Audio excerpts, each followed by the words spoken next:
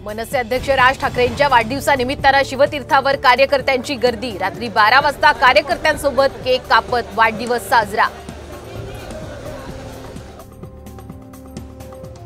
मराठा समाजाला 10% आरक्षणाची शिफारस करणारा शुक्रे समितीचा अहवाल योग्यच, राज्य सरकारचा उच्च न्यायालयात दावा।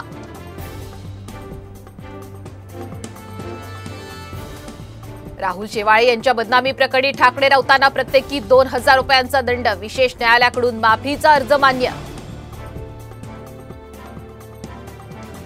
तीव्र विरोधानंतर धारावी पुनर्विकासासाठीचा सर्व्हे तुर्तास बंद, खासदार अनिल देसाई आणि वर्षा गायकवाड अधिकाऱ्यांशी करणार चर्चा।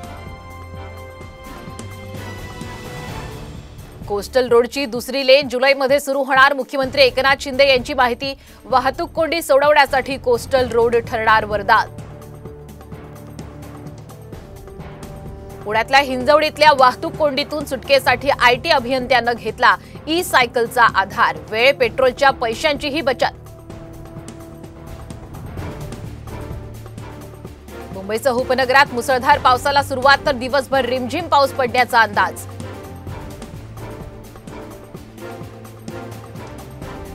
नवी मुंबईत आता आठवड्यातून 3 दिवस पाणी कपात, मुरबे धरणातील पाणी पातळी खालवल्यानं निर्णय।